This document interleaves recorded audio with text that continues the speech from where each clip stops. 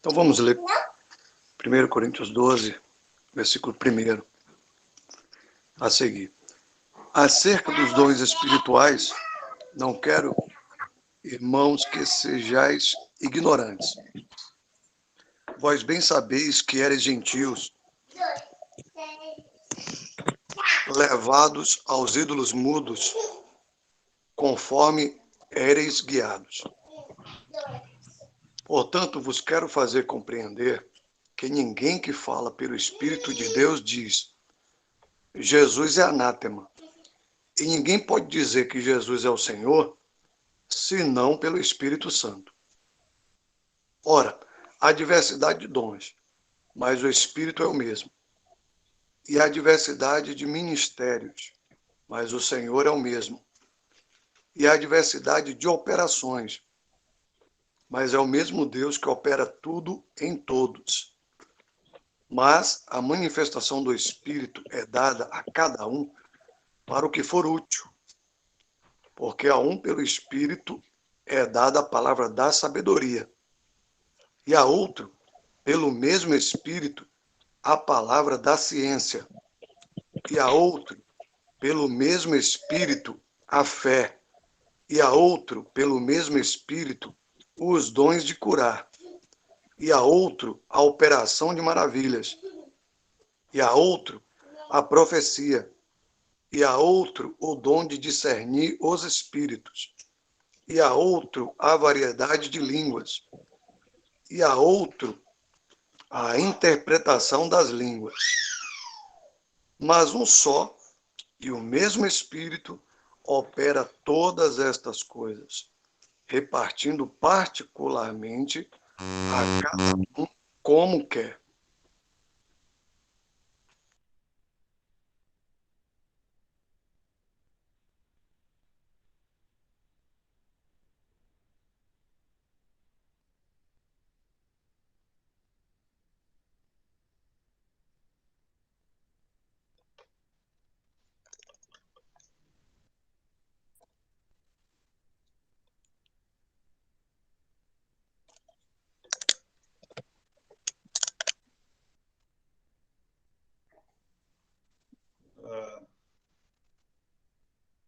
Vocês estão me ouvindo aí? Ou parou o som aqui? Estou ouvindo. Ouvindo como se estivesse agora numa sala acústica, mas tá bom. Dá para entender. Espera aí, então deixa eu pôr o microfone direto. Agora melhorou ou não? Aumentou mais. Como é que está agora? Hã? Aumentou um pouquinho. Tá bom. Tá bom? Tá bom. Eu preciso organizar meu estúdio aqui. Bom, vamos começar o... Deixa eu só ligar aqui para gravar, então. A respeito dos dons espirituais, não quero, irmãos, que sejais ignorantes. Quando você lê dom aqui, entenda que no original aqui é outra palavra que ele usa manifestações. Na realidade, esse texto aqui, no versículo 1, ele seria mais ou menos assim, olha, a respeito das manifestações, não quero, irmãos, que sejais ignorantes. A respeito das espirituais, essa é no original, né? O Darby, ele coloca, a respeito das espirituais, ele põe manifestações entre parênteses aqui. Eu não quero que sejais ignorantes. Então, a gente pode entender que o que o apóstolo aqui está ensinando é... Ele falou do corpo de Cristo no capítulo 11, da ceia do Senhor, ele vai falar mais dos dons e sua prática na Assembleia, no capítulo 14, mas aqui nesse capítulo ele está falando das manifestações espirituais. Mas para a gente entender um pouco melhor isso, é preciso entender que existe uma diferença entre o sacerdócio do crente e o ministério da palavra. Todos os crentes, todos os salvos por Cristo, são sacerdotes. Nós encontramos lá em 1 Pedro, eu acho que é 1 Pedro, eu estou olhando num outro computador aqui do lado, porque o meu aqui que eu estava usando, ele está até agora falando assim, não desligue seu computador, preparando o Windows. Então o Windows está sendo preparado. Mas acho que é Pedro que fala, vamos ver. É,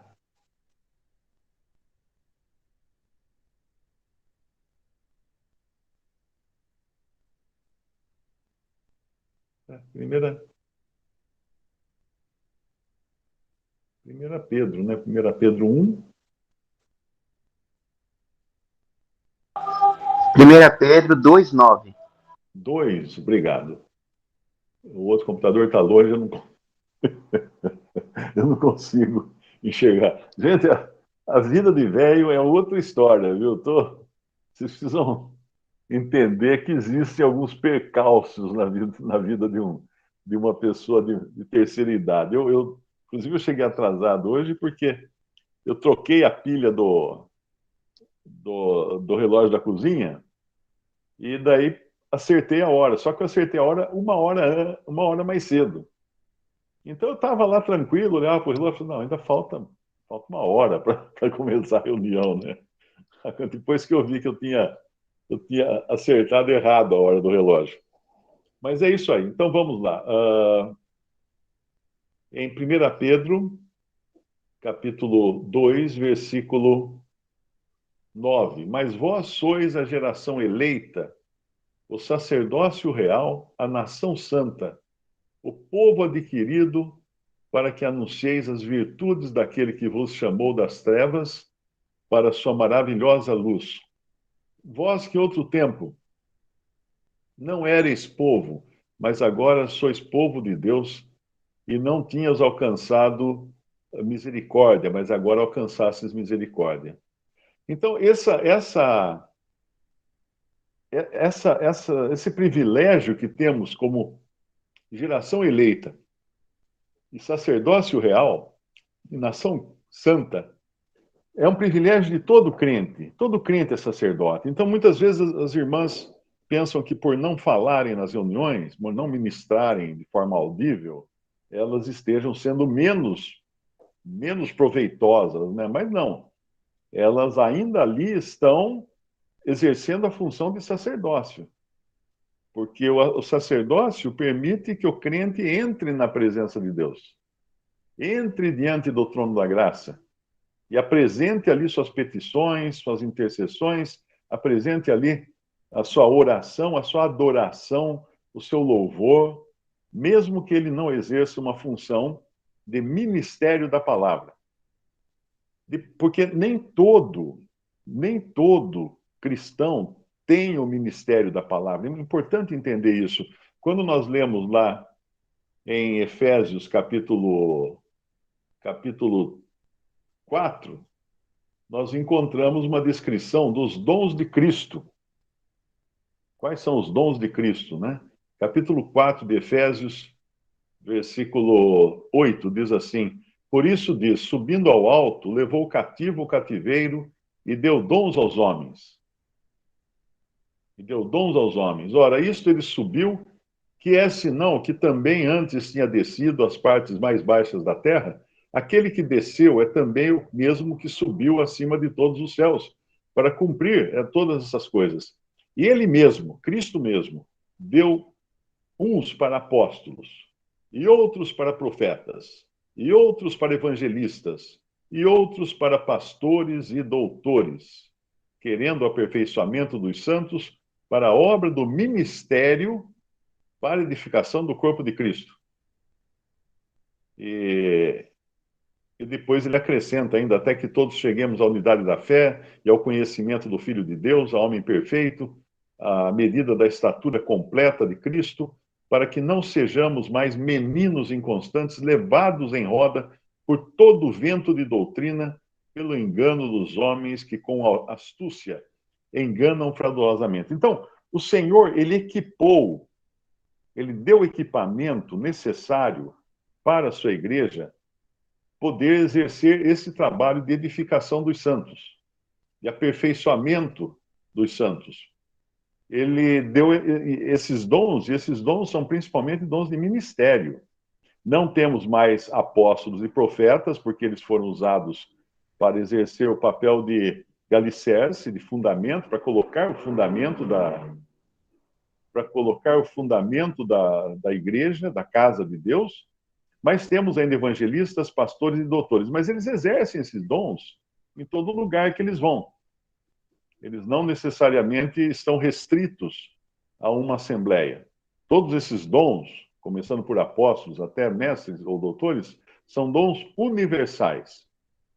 Aí você tem as manifestações dos dons em diversas formas, que são essas que são faladas aqui em 1 Coríntios, capítulo 12, né? Que são as manifestações dos os dons espirituais. Então, aqui é como eles se manifestam na prática. Versículo 2 diz assim: Vós bem sabeis que eres gentios levados aos ídolos mudos, conforme éreis guiados. Então, na prática anterior desses cristãos, ex-gentios, né, eles não tinham qualquer direção. Eles estavam soltos.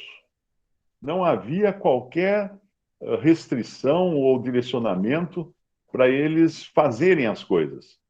Então, cada um fazia aquilo que dava na telha.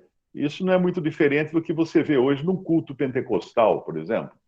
Tem um cara lá gritando no microfone, tem outra pessoa falando coisa que ninguém entende, que ela acha que é a língua estranha, tem um outro lá rodopiando no salão, tem outro sambando, tem outro caindo no chão, se contorcendo, e outros gritando aleluia, glória a Deus, e não sei o quê.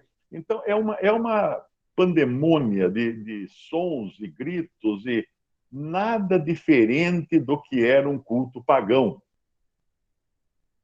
Pegue um culto pagão dessas tribos da América do Sul, ou do continente africano, ou do continente australiano, né, dos aborígenes australianos, o que é gritaria. É gritaria sem ordem nenhuma, é manifestação da carne na sua mais elevada classe, sem qualquer ordem, sem qualquer restrição. É isso que realmente é o culto pagão. Mas aqui o apóstolo ele estava querendo mostrar para eles que eles não estavam mais nessa classe de pessoas, cultuando a Deus de forma pagã, né? Eles estavam muito mais agora sendo dirigidos pelo Espírito Santo de Deus para cultuar a Deus, como fala lá em Romanos, em um culto racional. O que é um culto racional? É um culto com inteligência, não é um culto animal, né? A diferença de um animal de um ser humano é a inteligência. O animal tem os seus instintos, tem uma inteligência até certo sentido, mas não uma inteligência para fazer cálculos estruturais, né? Mas o ser humano tem inteligência, o ser humano tem uma capacidade moral, inclusive, que o animal não tem. Eles são todos iguais. Um animal não mudou nada dos últimos 4.000 anos aí. Ele age da mesma maneira. Então, nosso culto é um culto racional. Podemos até abrir a passagem que fala lá em Romanos. Em Romanos, capítulo 12. Romanos capítulo 12. Rogo-vos, pois, irmãos, pela compaixão de Deus, que apresenteis os vossos corpos em sacrifício vivo, santo e agradável a Deus, que é o vosso culto racional. E não sede conformados com este mundo, mas sede transformado pela renovação do vosso entendimento, para que experimenteis qual seja a boa, agradável e perfeita vontade de Deus. Então, esse é o culto do cristão. E nesse sentido, então, nós temos esse privilégio agora de adorar a Deus em espírito e em verdade, e lembrando que lá em 1 Coríntios capítulo 12, o Espírito se manifesta de maneira diferente da manifestação dos cultos dos idólatras, dos ídolos. Basta ver, você pega um filme aí de uma tribo qualquer fazendo seus atabaques e todas aquelas danças, aquela gritaria, você percebe logo, fala, não, isso aí não pode vir de Deus, não tem direção. Mas o cristão tem direção. E outra coisa, no versículo 3 aqui do nosso capítulo, ele fala assim, portanto, vos quero fazer compreender que ninguém que fala pelo Espírito de Deus diz, Jesus é anátema, Jesus é maldito. E ninguém pode dizer que Jesus é Senhor, senão pelo Espírito Santo. Aí você fala assim, mas qualquer um, o cara lá no boteco, a cabeça cheia de pinga, nunca creu em coisa nenhuma, ele vai dizer que Jesus é Senhor. Não é nesse sentido que ele está falando aqui. Ele está falando no sentido de que apenas de que os demônios.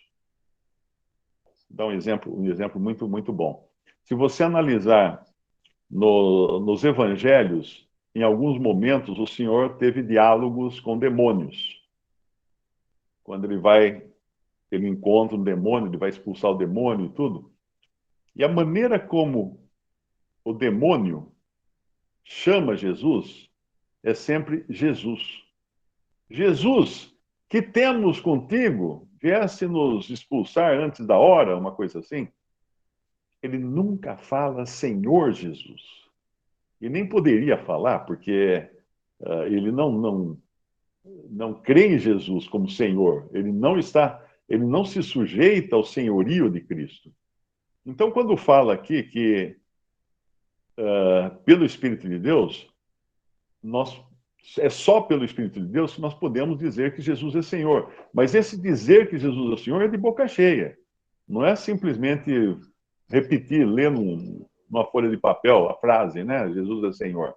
Mas é falar realmente de coração e de boca cheia, guiado pelo Espírito Santo. Mas tem um outro sentido também essa passagem, que é a exaltação de Cristo.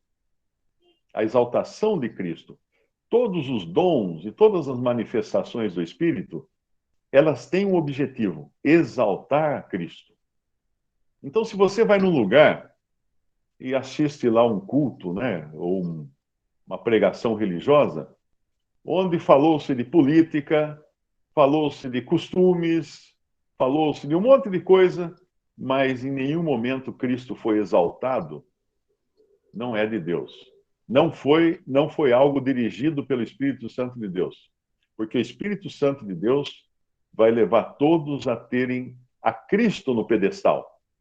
Não um líder religioso, um pastor, uma Nossa Senhora ou qualquer coisa. Cristo.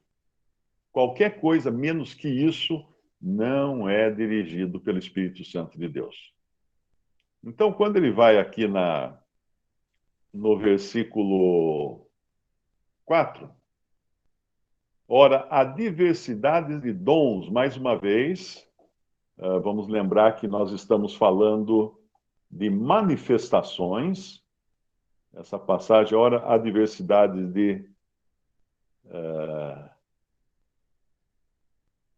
de manifestações, mas o Espírito é o mesmo. Então, ele não pode, para começar, ele não pode se contradizer.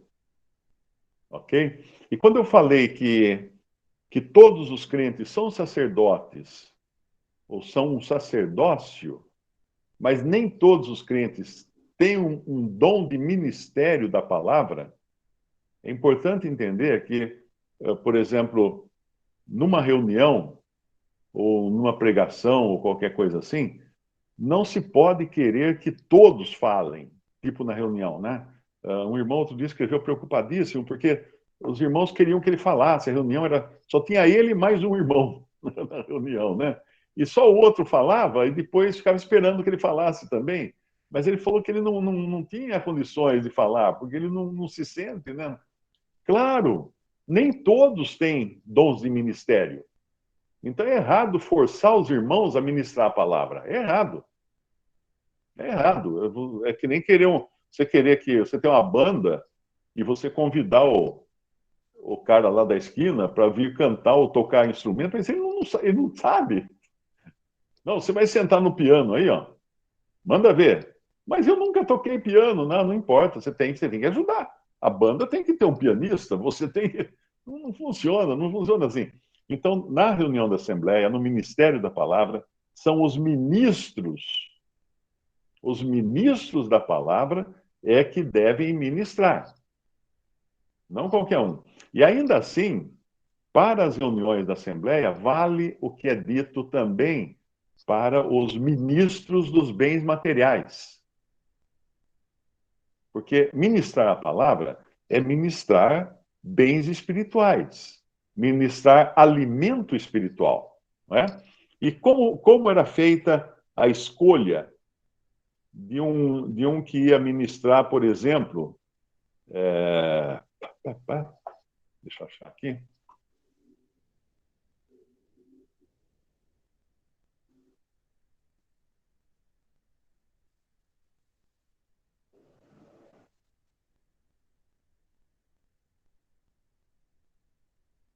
Em 1 Timóteo 3,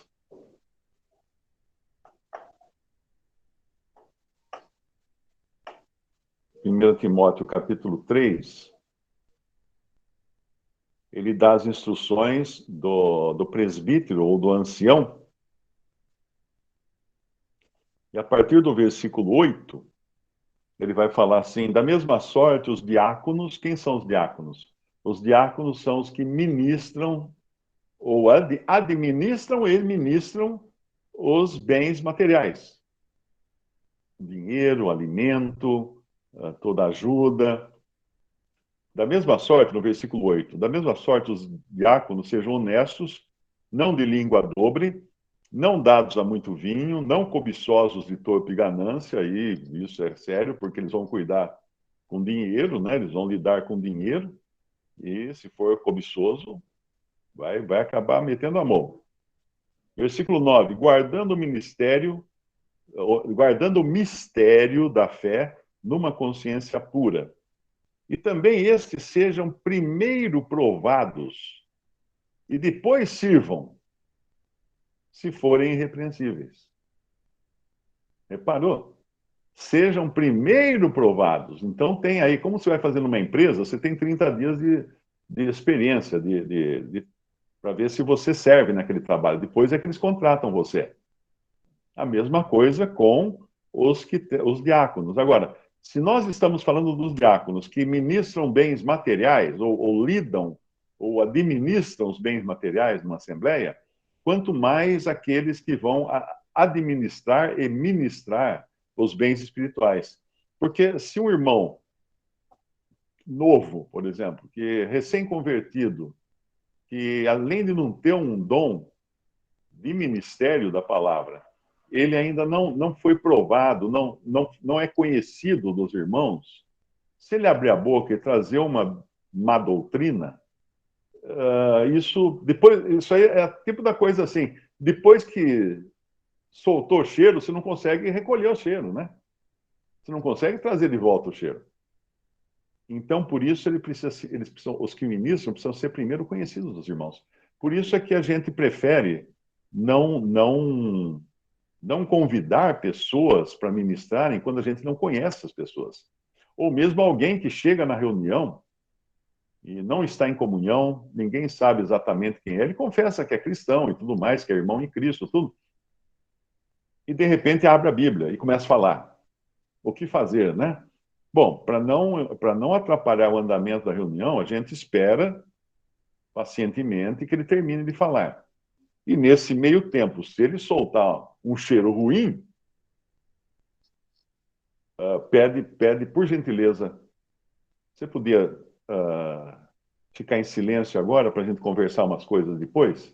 Então, educadamente e respeitosamente, pede para ele calar a boca, né? Seria em outras palavras, porque ele soltou um cheiro ruim no meio da. Né? Ele trouxe uma doutrina.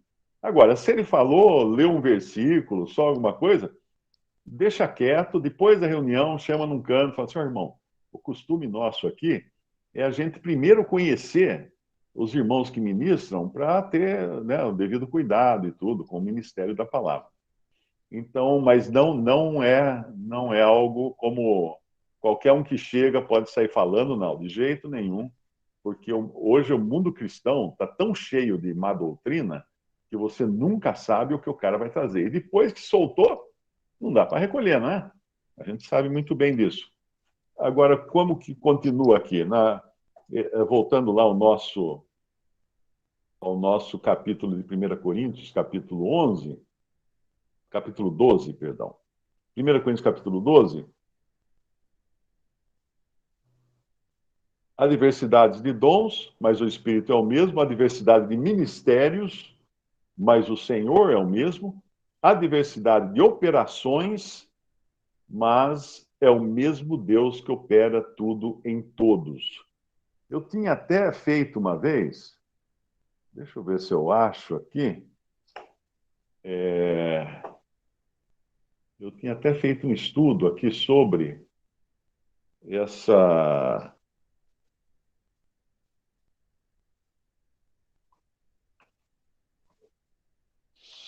Sobre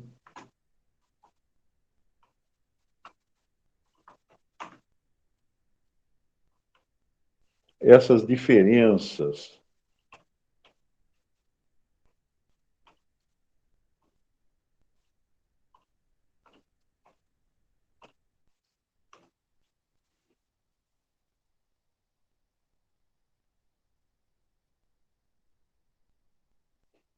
Ele fala aqui, então,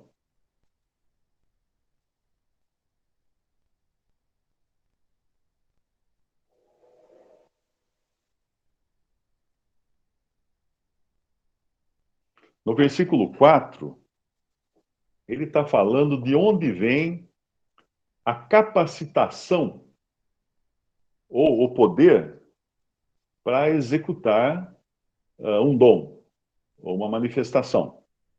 De onde vem? Ora, há diversidade de dons ou manifestações, mas o Espírito é o mesmo. Então, a capacitação vem do Espírito. No versículo 5, há diversidade de ministérios, mas o Senhor é o mesmo. Então, no versículo 5, ele tá falando de onde vem a direção ou a autoridade para ministrar aquilo que o poder, aquilo que o Espírito Santo nos apresentou. A autoridade vem do Senhor. Então, primeiro, é a fonte. Segundo, a autoridade. Não é? Em terceiro lugar, a diversidade de operações, mas o mesmo Deus que opera tudo em todos. Então, o versículo 6 vai falar que acima de todos, nessas operações, ou acima de todas essas operações, a supremacia de tudo isso pertence a Deus, que é também que vai ser também o responsável pelo resultado de tudo isso, como isso vai afetar os crentes, como vai afetar a Assembleia. Então, o Espírito Santo é o poder, a fonte, né? O poder para executar. O Senhor é a autoridade com a qual nós executamos. E Deus é o que fecha tudo, o que está acima de tudo isso, controlando todas essas coisas. Então, esse é o sentido aqui. Esse é o sentido aqui do nosso capítulo 4, versículos 4, 5 e 6. Agora, o versículo 7 é um versículo que eu uso muito. Uso muito, porque eu sempre recebo muitas perguntas ou comentários. Mário, eu sonhei que tinha um bicho debaixo da cama que saiu voando e depois me agarrou e me fez, jogou para cima, qualquer. Inventando agora, tá? Inventando. Mas aí eu leio esse versículo, eu falo assim: isso foi útil para você? Então não vem do Espírito. Ah, mas lá na igreja, a pastora falou, papapi, papapá, papapá. Qual a utilidade disso que ela falou? Ah, não tem nenhuma. Então não vem do Espírito. Porque qualquer coisa, qualquer manifestação do Espírito visa uma utilidade. Uma utilidade. Então sempre pergunta, quando alguém fala assim, não, se o Espírito Santo me dirigiu a subir no poste. E qual a utilidade disso? A não ser que você trabalhe na companhia de eletricidade e foi lá para trocar os fios, né? Mas qual a utilidade disso? Nenhuma. Então não é do Espírito Santo. Não queira colocar na boca do Espírito Santo qualquer devaneio da sua mente, qualquer embriaguez que você teve, que você viu, né? Eu vi um vulto, a pastora falou, o pastor disse tal coisa. Legal, e qual a utilidade? Não tem utilidade, então esqueça. Não vem de Deus. Não vem do Espírito de Deus. Percebe? Se você analisar tudo que se faz no meio pentecostal, com essa pergunta, qual a utilidade disso? Ah, o cara estava lá, o Espírito Santo tomou ele e ele começou a dançar na igreja. Ah, é? E qual foi a utilidade disso? Nenhuma. Nenhuma. Então é muito, muito importante usar esse versículo, que a manifestação do Espírito é dada a cada um para o que for útil, não para o que for inútil. Não para o que for inútil. E aí continua, né? Porque a um, pelo Espírito, é dada a palavra da sabedoria. Nós estamos agora no versículo 7. Ok.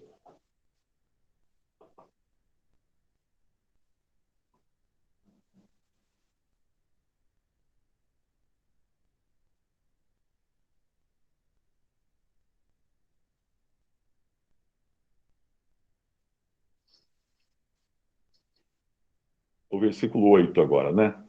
Porque a um, pelo Espírito, é dada a palavra da sabedoria.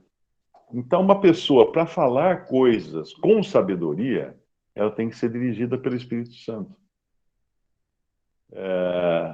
Isso serve para conselhos, para qualquer coisa. Então, é muito importante, quando você precisar de conselhos, procure um irmão, ou uma irmã, né, dependendo do tipo de conselho que você vai precisar, que seja alguém que você sabe que tem uma vida espiritual, que tem uma vida de devoção ao Senhor, que tem um bom conhecimento da palavra de Deus, para ele trazer um conselho, ou ela trazer um conselho com sabedoria. Quando eu falo ela, é porque em Tito, no capítulo 2 de Tito, Tito foi instruído por Paulo a instruir as irmãs mais velhas, mais idosas, a ensinarem as mais novas, ensinarem questões relacionadas à vida, ao casamento, aos relacionamentos, à criação de filhos. Então, esses assuntos, uma irmã deve sempre procurar uma outra irmã mais velha, mais experiente na palavra, para aprender dela. Não é bom que ela procure um irmão. Para conhecimento da doutrina, então procure um irmão, porque o sentido será ensinar a palavra de Deus, ensinar a doutrina. Mas para questões pessoais, amorosas, de relacionamento com o marido, de criação de filhos, procure uma irmã mais velha, uma irmã idosa. E uma das razões disso é que o envolvimento de um irmão com uma irmã que às vezes está passando por dificuldades, está fragilizada por problemas de casamento, fragilizada por marido que abandonou ou qualquer coisa assim, e um irmão servir de conselheiro para ela, dificilmente ele vai deixar a carne dele em casa quando ele for aconselhar essa irmã. Então, a sabedoria de Deus já mostra que é função de irmãs mais velhas ensinarem as irmãs mais novas. Nesses assuntos pessoais. Não necessariamente assuntos de doutrina, mas nesses assuntos de questões de necessidades pessoais. Mas aí ele vai, no versículo 9, 12, 9, para outros é dado a palavra, é dado a fé, pelo mesmo Espírito a fé, e a outro, pelo mesmo Espírito, os dons de curar. Então, esse no versículo 9, tem uns que realmente, você vê o irmão ou a irmã vivendo, você fala assim, nossa, como é que pode, né? Está caindo o mundo, e ele está lá assim, tranquilo, ele está, não, o senhor vai prover, o senhor vai cuidar. Porque isso ele tem fé. E essa fé não são todos que têm. Muita gente não recebeu essa manifestação do Espírito de lidar com as coisas, né, de uma maneira tão tranquila. Agora, quando ele fala no versículo 9, no final do versículo, a outros os dons de curar, ou as manifestações de curar, observe bem a redação desse versículo 9. Ele está falando assim, a outro, né, não aos outros, a outro, pelo mesmo Espírito, os dons de curar, ou as manifestações de curar. É preciso entender que, embora uma pessoa, um indivíduo, um cristão, possa ter uma manifestação de fé para enfrentar muitas dificuldades, eu creio que ninguém tem uma manifestação de cura para todas as doenças. Muita gente pensa assim, não, aquele irmão, ele tem o dom de curar. Não, aqui não fala de dom de curar. Aqui fala de dons ou manifestações. Por quê? Porque é múltipla. É múltipla, não é que a pessoa tenha o dom de curar ou a manifestação de curar. Não, o Espírito vai se manifestar em diferentes ocasiões, curando ou não. Então não espere encontrar alguém, tipo aquelas benzedeiras, né? Que assim, na benzedeira ela pegava uma folha lá, fazia uma mágica qualquer para curar uma doença, para tirar o mal olhado. Então não tem isso. Na Bíblia isso não existe. Isso é superstição de pagãos. Isso é paganismo. Mas claro que Deus pode dar, o Espírito Santo pode dar a algumas pessoas dons de curar.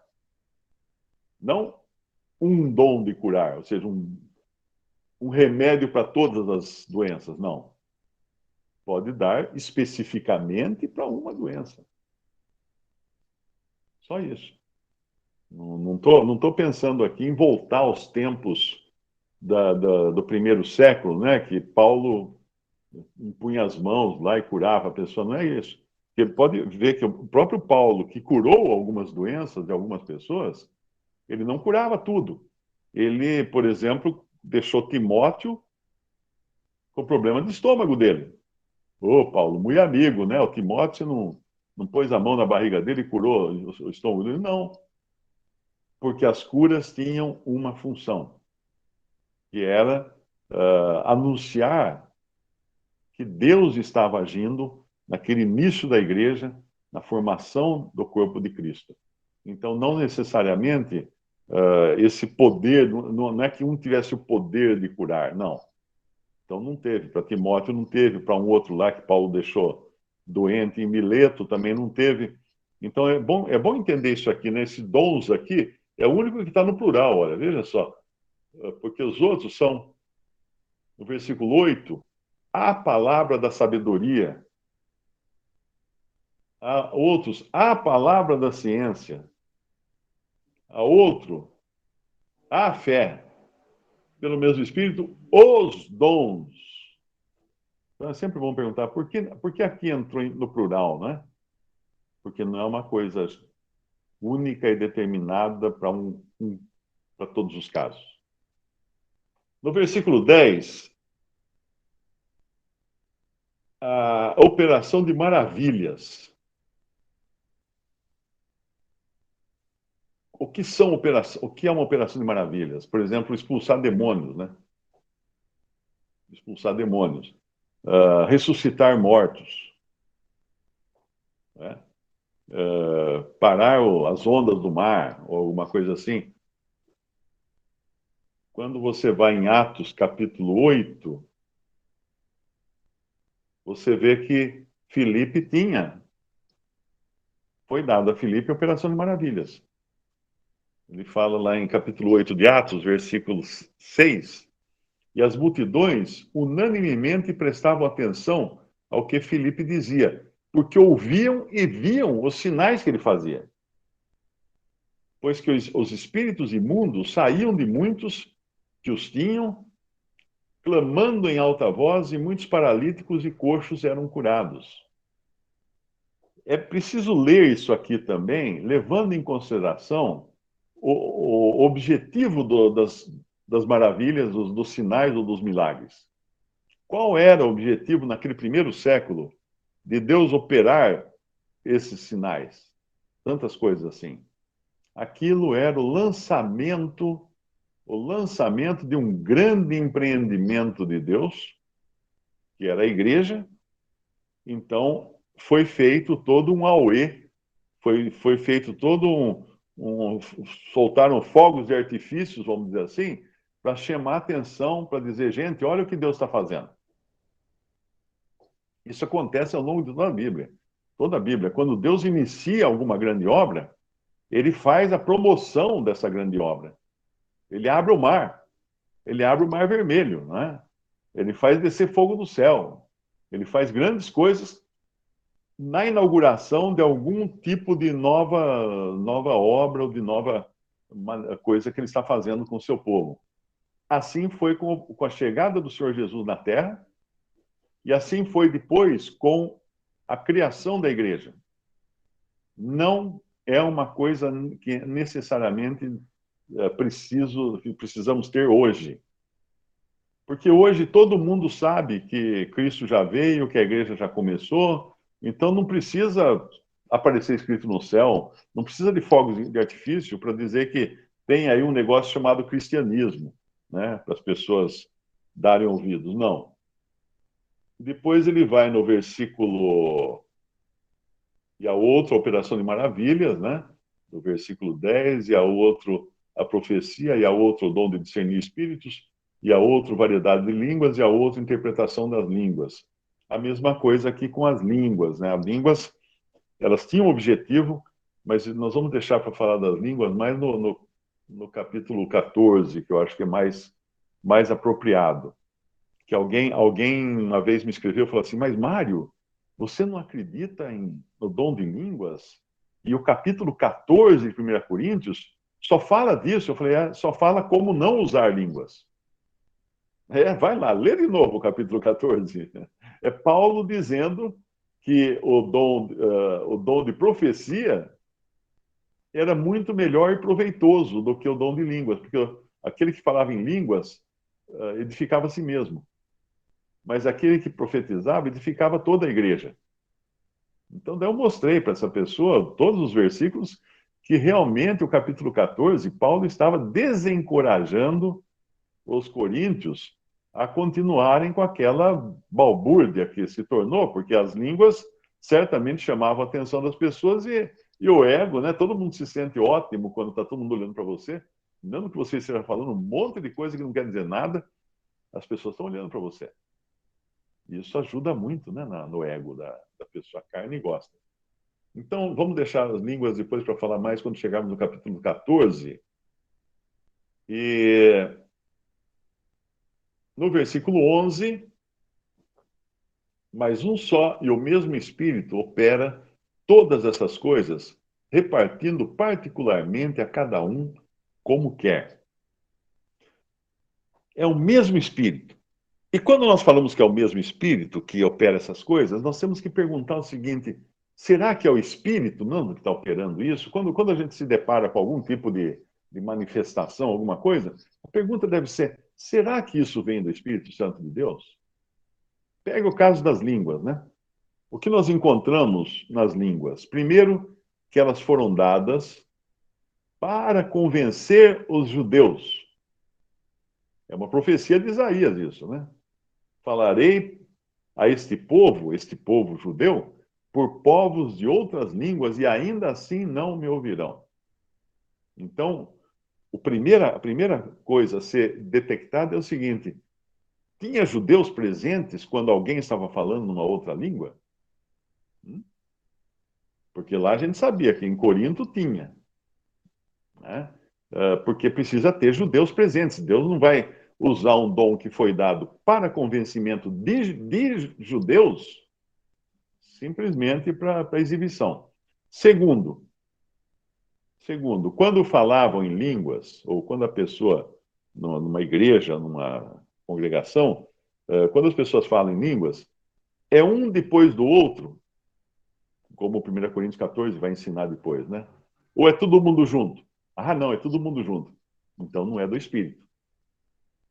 Talvez seja um lá seja do Espírito, mas os todos não são do Espírito Santo. A maior parte ali é invenção, é carne. Então, tem judeus presentes? Fala um de cada vez, um depois do outro. Essa é uma condição para se falar em língua. Não é tudo junto.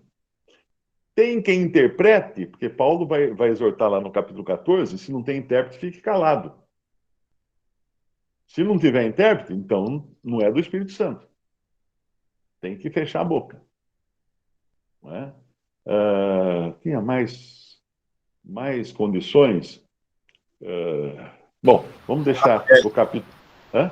A mulher também, que não entra nisso. As mulheres permanecem caladas na igreja. As mulheres estão falando na igreja, em outras línguas, e geralmente são as mulheres que mais falam em outras línguas nessas igrejas pentecostais, né? Também não é do Espírito.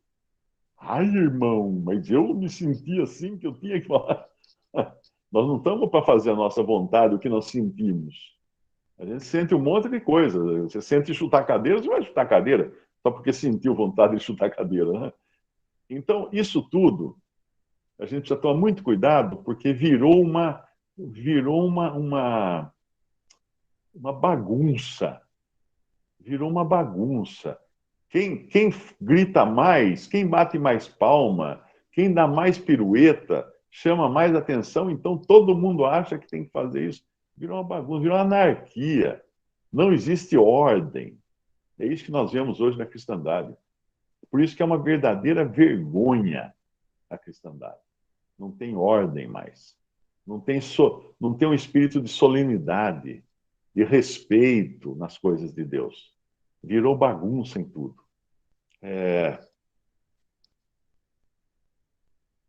Depois ele vai... eu já li o versículo 11, né? Mas um só e o mesmo Espírito opera todas essas coisas, repartindo particularmente a cada um como o Espírito quer. Então nós devemos sempre entender que tudo isso vem do Espírito Santo de Deus e não do homem. Nós ficamos de ver a partir do versículo 12, que fala mais do corpo, né? Então vamos deixar para a próxima, a partir do versículo 12. Talvez existam perguntas aí agora, não sei. Mário, tem uma pergunta do irmão Leones. Não é sobre o assunto aqui, não. Eu vou passar aqui para você. Deixa eu ver aqui. Ele pergunta por que... Peraí. Deixa eu pegar aqui. Irmãos, por que a Páscoa do Senhor? Levíticos 23:5. Se Páscoa. transformou, sim, a Páscoa do Senhor, Levíticos 23:5. Se transformou em Páscoa dos judeus. Você vai perceber isso ao longo da leitura, e principalmente nos evangelhos, você vai ler que estavam celebrando a Páscoa dos judeus, e antes era a Páscoa do Senhor. Porque eles chegaram a um ponto tamanho de abandono da verdade, abandono do Senhor, e o Senhor já tinha se manifestado aqui na Terra e tinha sido rejeitado, mesmo antes de ser morto, ele já tinha sido rejeitado.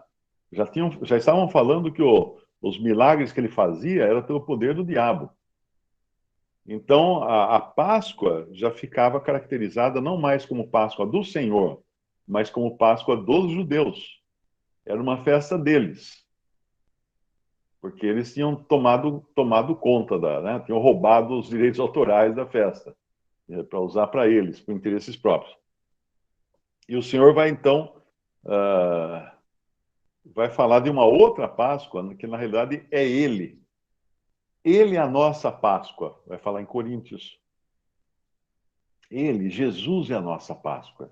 Porque ele é o Cordeiro Pascal, que era representado naquela Páscoa lá do Antigo Testamento, que quando eles matavam o cordeiro, passavam o sangue na porta e ficaram dentro de casa, isso ainda no Egito, né?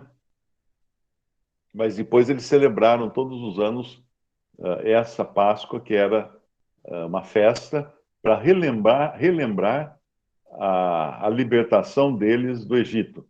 Só que quando o Senhor veio, o Senhor era o próprio Cordeiro.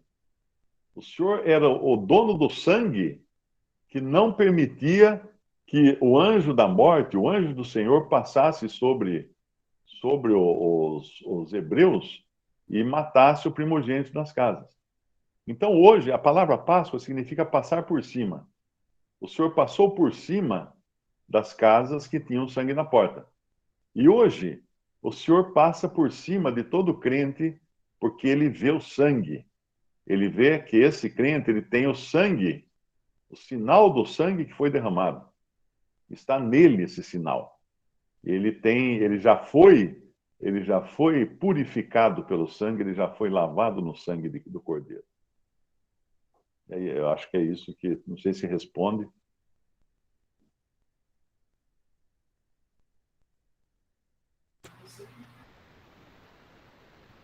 Mas o irmão aqui, Nunes Filho, pode falar. Vou escrever no chat.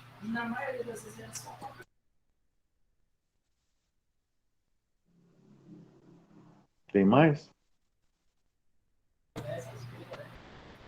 Tem aqui o Leandro falou aqui, obrigado, responde sim, irmão. O Nunes colocou aqui. Mário, você quer ler aí? Fica mais fácil. José Nilton aí. Tem outro? Tá conseguindo ler aí no chat? Eu não estou conseguindo enxergar aqui porque eu estou vendo no celular. Pronto, deixa aqui, eu leio para você. Eu não sei nem onde é que está o chat no celular. Irmão, Estou vendo a Bíblia aqui, eu estou vendo a Bíblia. Acho que tem que fechar essa Bíblia aqui do celular. Peraí. Será que a minha também está atrapalhando? Deixa eu ver aqui. Irmão, me perdoe a dúvida. Está conseguindo ouvir, Mário? Estou ouvindo, vamos lá. Pronto. Irmão, me perdoe a dúvida e não tenha como ofensa. Mas por que pode haver um entendimento do irmão que desconheço?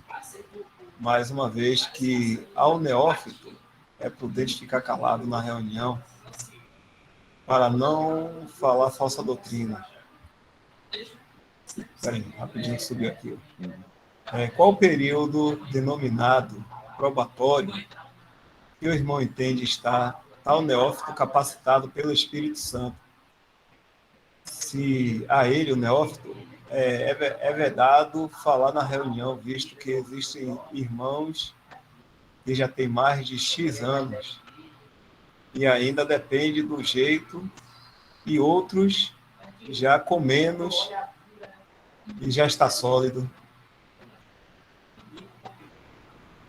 Bom, vamos entender um pouco aí a pergunta dele.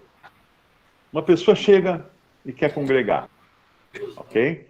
Ele se converteu, ele é convertido, ele chegou convertido, ele se converteu já ouvindo a palavra dos próprios irmãos congregados ali.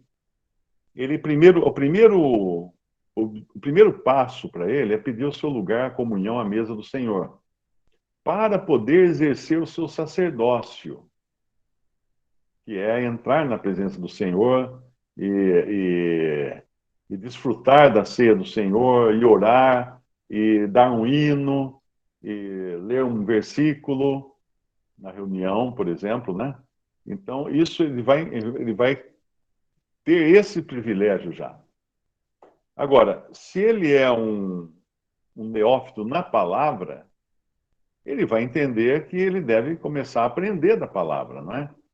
Porque o grande problema é que alguém, se ele tiver vindo de um sistema religioso, o problema é maior, porque ele certamente está impregnado de má doutrina.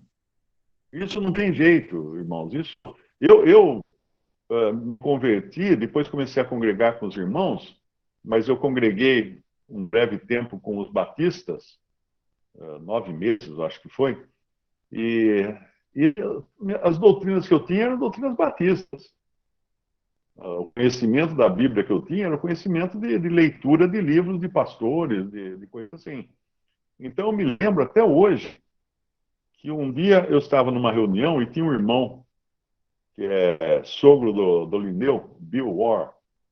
O Bill, ele já está com o Senhor, já partiu, faz poucos anos ele partiu para a presença do Senhor. E o Bill abriu a Bíblia e começou a explicar o novo nascimento. Gente, a hora que eu escutei aquilo, eu fiquei indignado. Eu falei, nossa, isso aí é má doutrina. Porque ele dizia que, ele estava explicando, que nós não. A iniciativa de crer em Cristo não partiu de nós, mas foi o Espírito Santo que usou a palavra para nos colocar vida, e aí então nós tínhamos vida para crer em Jesus quando escutássemos o Evangelho. Percebe? Então eu falo, mas não pode ser. O novo nascimento é uma iniciativa minha. Porque Jesus falou, você tem que nascer de novo. Então eu tenho que nascer de novo. Eu só não entendi o seguinte, que se você chegar para barriga de uma mãe grávida e começar a gritar para o bebê assim, você tem que nascer, nasça logo, menino ou menina. Não vai adiantar. Porque o nascimento natural não depende do bebê. O bebê é o último que o último que fala, é o primeiro que apanha, né? Porque a hora que ele já sai, já dá uns tapas nele. Porque não depende dele.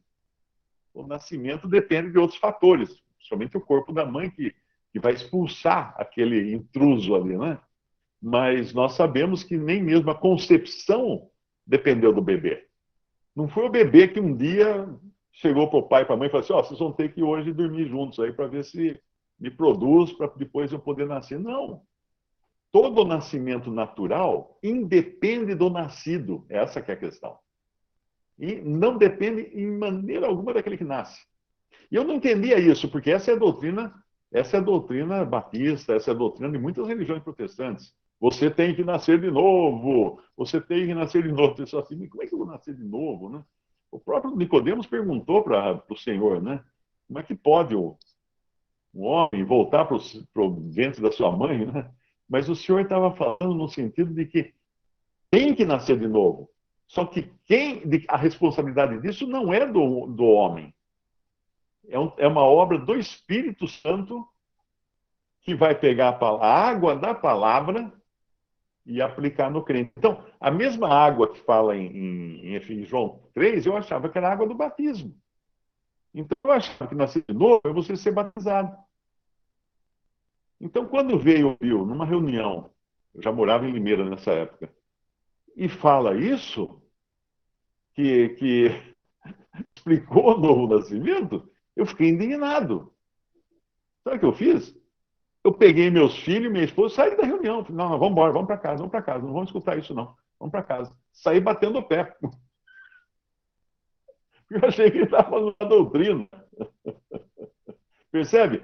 Então, depois eu entendi, depois conversando, estudando, aprendendo, os irmãos me mostrando na palavra, eu aprendi. Mas naquele momento eu era neófito também. Então é importante entender isso, que aquele momento já estava com, já tinha 2 filhos. Então, era um neófito com alguns anos já de conversão, mas que nunca tinha entendido o novo nascimento. Nós tínhamos naquela época muito pouca literatura em português ou acesso à literatura. Então a gente, pouco tempo atrás, tem umas caixas, tem umas gavetas, umas caixas de fita cassete no salão de reuniões em Limeira, que são gravações em fita que nós fazíamos de reuniões e pregações do Evangelho de anos, desde a década de 80. Desde os anos 80, a gente já gravava fitas, né, das reuniões. E um dia eu estava lá atrás, mexendo em umas coisas, eu peguei uma fita assim, foi a pregação do Evangelho Mário Persona, 1980, não sei quanto. Né? Que legal. Eu peguei e levei para o Batista. O Batista tem lá uma maquininha que transforma a fita em digital. Né? Eu falei, ô Batista, você não quer converter essa fita aqui para o digital, né, para MP3? Eu daí vou pôr na internet, vou pôr no meu site e tal. Rapaz, quando eu fui escutar a minha pregação do Evangelho, dos anos 80, eu fiquei escandalizado. Falei assim, o que esse cara está falando? Não tinha nada a ver. Não pus no ar. Claro que não pus, porque eu não ia pôr no ar aquilo, né?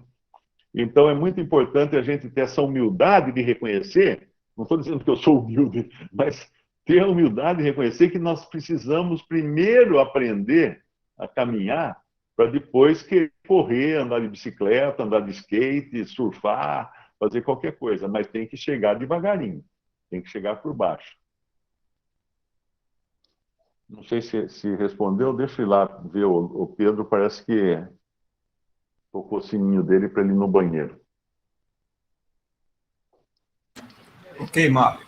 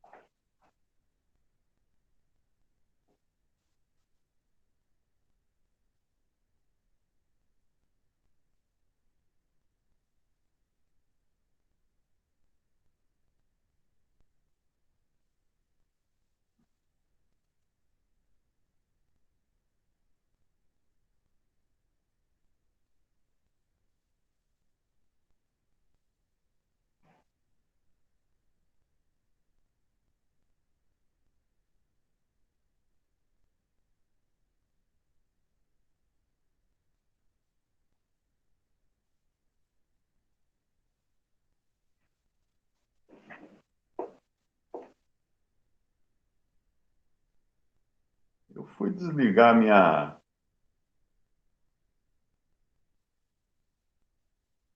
Eu fui desligar minha câmera agora para sair daqui. A impressão que eu tive é que ela já estava desligada. Por acaso estava desligada a minha câmera, hein? Tá desligada, Mário. Eu até...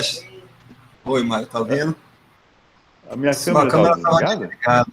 Estava desligada. Eu achei que você tinha desligado para ver se a voz ficava melhor. Não sei. Eu acho que eu bati a mão. Todo o tempo ficou desligada? Não. Nessa resposta aqui do irmão, estava desligado. Acho que eu bati a mão na hora de mexer aqui. Bati a mão no celular. Tá lembrando, mas está falando aí o senhor está falando com o Nicodemo, né? O senhor não disse assim, você tem que se nascer de novo. O senhor falou, é-vos necessário nascer de novo, né? É como o irmão está dizendo. Não falou assim, você tem que se nascer, como se a responsabilidade fosse nossa, né? Exatamente, não é nossa. Você não consegue nascer de novo. Mário, acho que dá tempo para mais uma aqui, né? A gente faz essa pergunta aqui e encerra. Tá bom. A irmã Valdeci perguntou: irmão, o dom de línguas era porque tinha pessoas de outros países? Exatamente. Você vê que a própria fundação da igreja, ela já inicia com o dom de línguas, com a manifestação de línguas ali, né? Porque tinha 12 nações, se não me engano, que estavam ali em Jerusalém. Jerusalém, havia judeus em muitas partes do mundo. E quando havia uma festa, como é o Pentecostes, eles vinham de todos os lugares do mundo para participar da festa. Por isso que nesse dia tinha muitas nações e pessoas com línguas diferentes. Não era porque eles eram judeus que eles deviam falar hebraico, né? Nem todo judeu fala hebraico. Os judeus brasileiros falam português.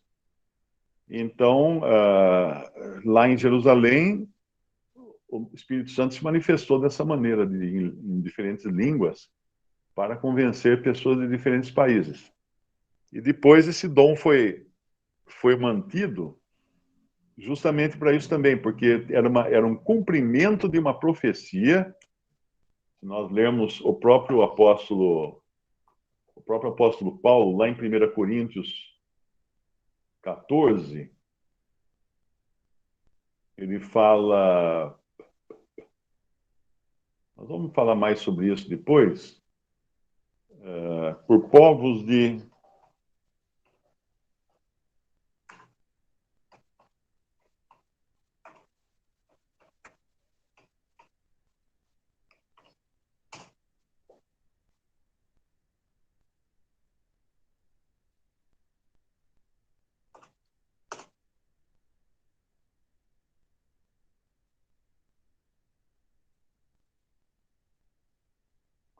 Acho que é por gente. Por gente.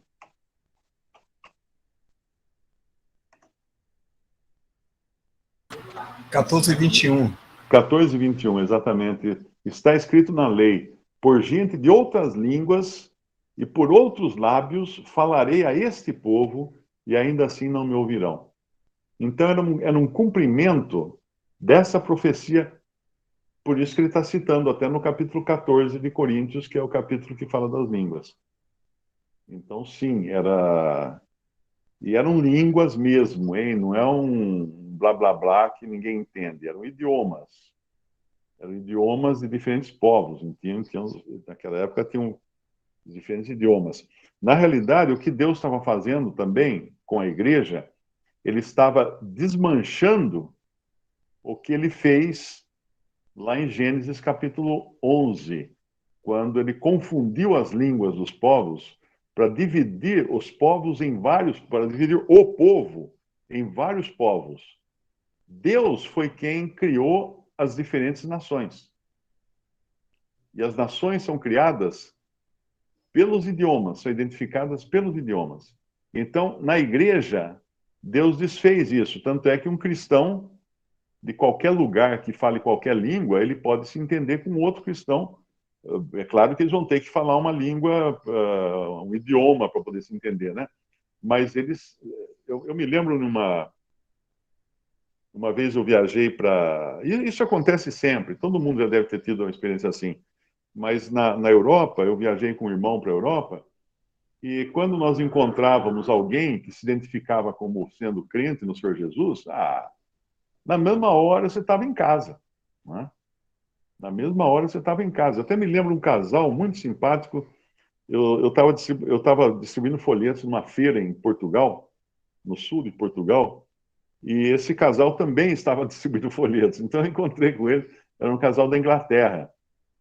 E aí nós vimos ver o outro distribuindo folhetos, já conversamos, né? Você é cristão, sou cristão, e papapi, papá. Conversamos em inglês. E eles nos convidaram para ir na casa deles, na Inglaterra. Estava eu e mais um irmão americano, o Jim Kilcup, era o nome dele, ele já está com o senhor agora. Então, quando nós fomos para a Inglaterra, nós fomos visitar esse casal, na casa deles. Eu me lembro até hoje que a casa deles era muito interessante, porque ela tinha, na construção, tinham sido usados, tinha umas vigas imensas de madeira, assim, aparente, né?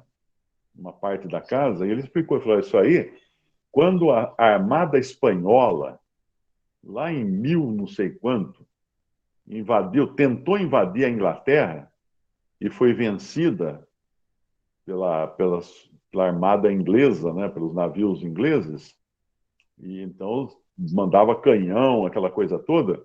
Os navios espanhóis que foram destruídos nessa batalha, a madeira deles depois veio parar na praia, os destroços. E os britânicos catavam aquela madeira para construir suas casas.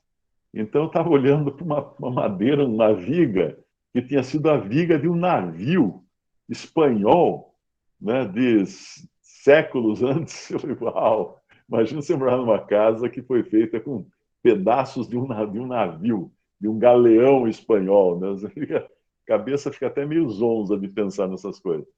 Mas fomos recebidos na casa dele, um casal super simpático, porque nos identificamos como cristãos. Né? Já ficamos amigos ali, naquela hora, lá por sermos cristãos. Ele contou a conversão dele, ele era um cara mundano ao extremo, e aí se converteu, mudou completamente também.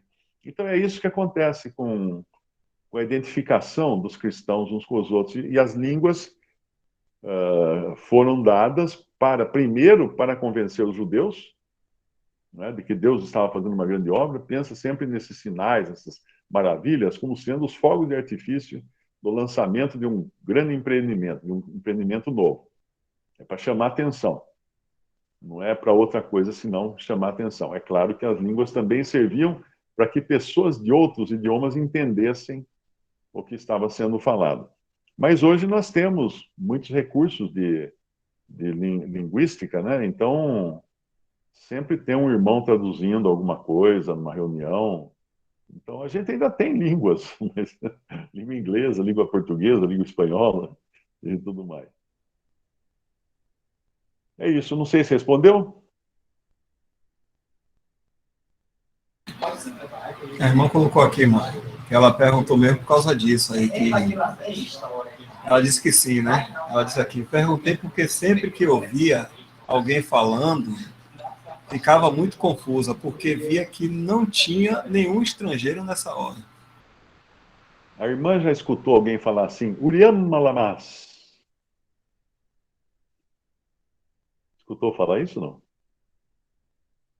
Porque essa frase é típica, né? Aí é Olha muito... lá, muito. Uriam Malamas é clichê. Se você não falar Uriam Malamas, você está roubado. Então, não... Olha, gente, o irmão, o sogro do Lineu, ele costumava dizer que o cristianismo, tendo o pentecostalismo de amigo, nem precisa de inimigo. De tanto estrago que fez esse negócio.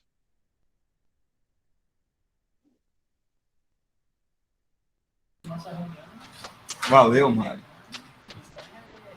Eu vou dar um desconto dessa vez, viu, por causa dos problemas técnicos aqui. Então, eu vou dar um desconto para você receber. Depois você manda o Pix aí para eu devolver o dinheiro. Você tinha depositado para mim, quanto foi mesmo por essa sessão aqui? R$ 5.000, foi isso, né? Vários reais. Quanto? Vários reais.